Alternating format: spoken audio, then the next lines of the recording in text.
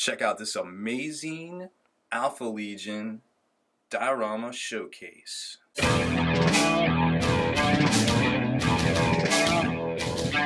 Spiky Bits.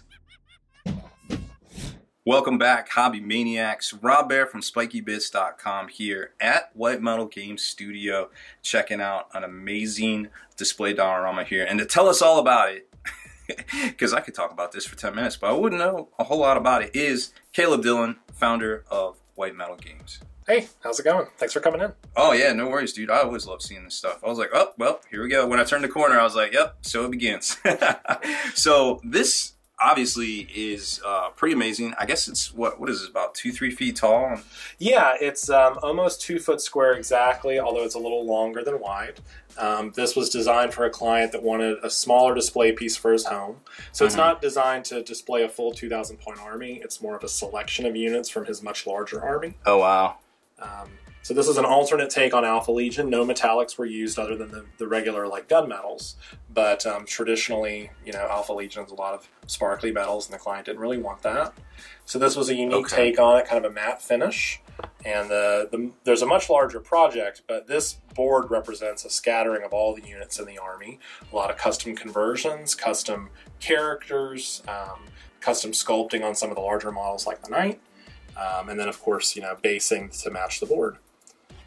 Yeah, and definitely some of the design elements of the board, too. Yeah, I mean, some of these, obviously, these figures don't exist, where stuff like Alfarius definitely exists now. Yeah, we definitely wanted to showcase Alfarius, and we put him off to the side so that he would stand out a lot. He's got a sort of a command contingent there with him in the form of the champion and the standard bearer. But placement was really important to this particular client, so we spent a lot of time mapping out the board before we ever put any sort of model to actual foam.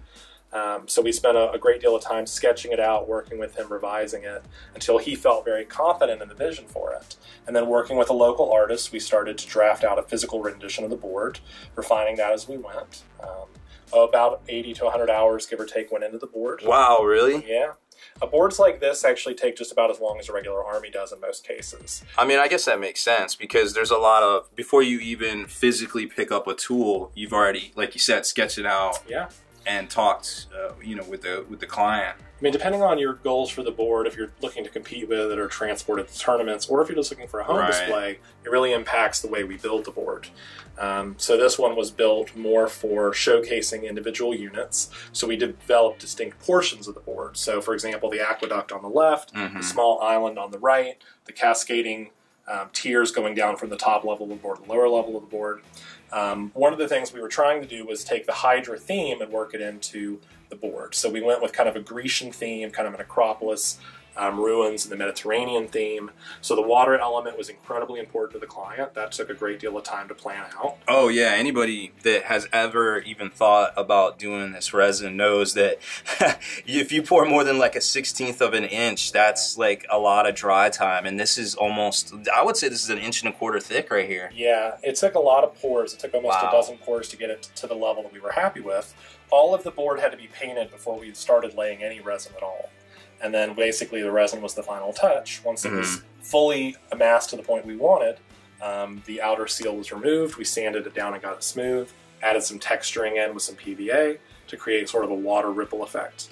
And there's even bubbles in there too. Like, yeah, some of the bubbles were intentional, and we liked that idea that maybe some of the underwater vermin, you know, out there are sort of bubbling up from below the surface.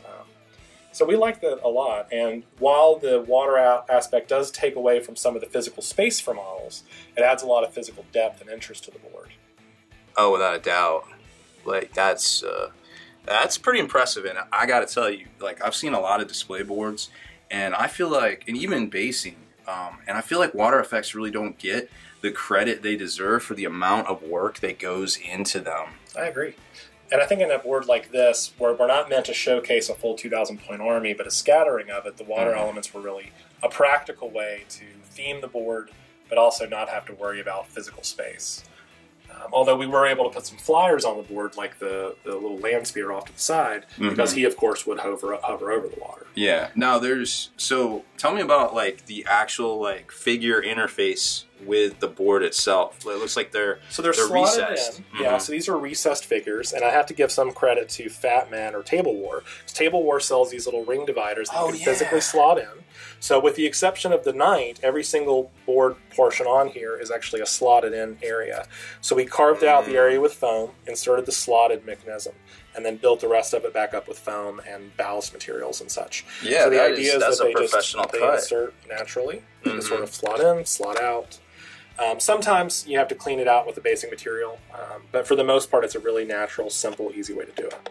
You know, it's funny you mentioned that. You think that little trick right there would be intuitive because they're actually labeled on their site as diorama, like plugs or something. I forget, because I've done a lot with them in the past on their cases, which I love their cases. It just takes a little bit to hobby on them. If you got that time, they're perfect. But that's actually how they display and on their website. This is a really good solution for clients that want their figures to sink into the board so they don't stand out as much. And for us, that was a natural solution. You know, I was going to ask you off camera like how you did that, because not everybody has a drill press with the ability to set the drill depth. Like that's an amazing compromise right there. I love that. Absolutely. And then what about like the pillars and stuff? So the pillars are actually wedding cake pillars, and these are actually fly-away pillars because we knew these were the first things that would break when you're transporting the board. So there are small recessed magnets here, and of course underneath the pillars as well. Smart. So those fly away for easy transportation. So once all the figures are removed, really this is a fairly compact space. And everything has been compressed with toothpicks and other sorts of material to kind of go together like rebar. So it's a pretty well-enforced board. It's been backed with an ABS plastic sheeting. That's what this stuff is here. Yeah, so we get that from a plastic company. And while it's a little pricey the first time out, it really will save you a lot of headache in the long run because your board won't chip or damage as easily. And it creates a really clean composition. Yes, absolutely. It looks very pro, almost like a light box, or what are they called? Shadow boxes, I think. I think this kind of display board borders on diorama, which is what we really wanted from it, and I think the client was happy with it too. Yeah, it's definitely very sturdy and very, very well constructed and thought out. So if you, I mean, obviously besides the fact that if somebody wants one of these to hit you up for a quote, what kind of, what kind of helpful tips do you have for me? Because you just said 80 to 100 hours, right? I guess the first tip I would have is have a realistic expectation for budget. Yes. Projects like these cost thousands and thousands of dollars. I mean, just even if you do it yourself, just in time and finding the stuff. We were very lucky in that we have experience with this sort of stuff, but working with a local artist that had more experience, we were able to combine our talents together. And I think that for a project like this, we were lucky that we had a client that had a budget that would support it. So that's the first thing I would recommend. The next thing I'd recommend is having a very clean view of what models you want displayed. If you want a big board with 2,000 figures, like have an idea of what your goals for the project are. Do you want it to be something you're going to take with you to shows? Do you want it to be something for your home? And then from there, I would recommend sort of working with us to sort of shape the board out. We usually start with several sketches to kind of get on the same page. So having a clear vision for your board is helpful too. I know in the beginning with this particular client, there was a lot of ideas he wanted to incorporate, and we narrowed it down to the ideas that were most important over time. So having a clear view of what you want the project to be and the purpose it should serve is really helpful too. Yeah, 100%, because a lot of the work is going to get done just in the planning phases here. Absolutely. I mean, I would say that at least 20% of the project is planning, drawing, sketching. And then from there, obviously the building is a big part of it, but detailing takes just as long as laying in the foam. I imagine you just need a lot of space to work, like a garage. It can be messy. The other thing is have a realistic timetable. Unlike an army, which normally we can crank out in just a couple weeks, if you're going into tournament season, which depending on where you play, it's all year, you need to allow for at least 3 months for this kind of project to be developed. From the initial first contact to planning to, in this particular case, just laying the resin took over a week as we had to let it dry and then reset. Yeah, 100%. So have a realistic expectation of time as well. If you're planning a tournament, let's say for the spring, you should really be contacting us in late fall, early winter to get this thing going. And I imagine, like, say they wanted to do it themselves. Like, hey, I'm handy, I'm artsy, I can pay my own artists, I can make a diorama. Sure. They're probably looking at least double that time. Probably so, yeah. I mean, we get a lot of hobby experience, so we know the pitfalls of a project like this. But in some cases, it is definitely a live and learn kind of transition. One option for clients as well is that if they have an idea for their board but they want to do their army themselves, they can send us the physical models and then we'll slot them into the board ourselves. So if they're looking to save money that way and they're consummate hobbyists, maybe we can just help them with the board aspect, which would be okay too. Oh yeah, definitely, because this was kind of like a twofer. Yeah, this was an add-on. The client, fortunately, in this particular case, had he had a sizable budget, so he was able to do the army first, and then we added on the diorama at the end of the project, which was, the perfect storm. The models were already made. Yeah, that definitely makes sense that you would space it out like that, and it helps, helps everybody, because...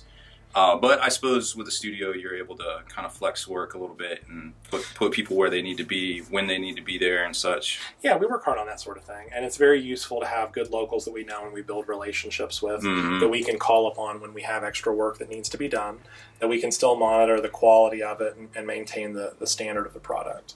So, in this particular case, we were as involved in this as we are with most of our projects, but we were lucky to have someone that had more experience than we did with it. Yeah, no, I think this thing turned out great. So, well, I don't know what else there is to say about this one. Do you got anything else? Anything else to add? No, I would just say that with a project like this, I think that, this can be a really nice way to display your final army, because most of the time our army's set in cases. So if you're a hobbyist that wants to show off your figures, there really is no better way to do it than a display board. But, it's not for everybody. It's definitely not going to be the go-to thing for tournament players that are spending most of their time focused on winning with their armies, and that's great. But for this kind of project, it's really more for a collector. And for those people out there that really want to do something like this at this level, we are eager to speak with them. So feel free to reach out to us at info@whitemetalgames.com. Well, there you go. So make sure also you hit that subscribe button and turn on notifications so you can be the very first to like and comment on all our future hobby showcases here. Thanks for watching, and happy hobbying.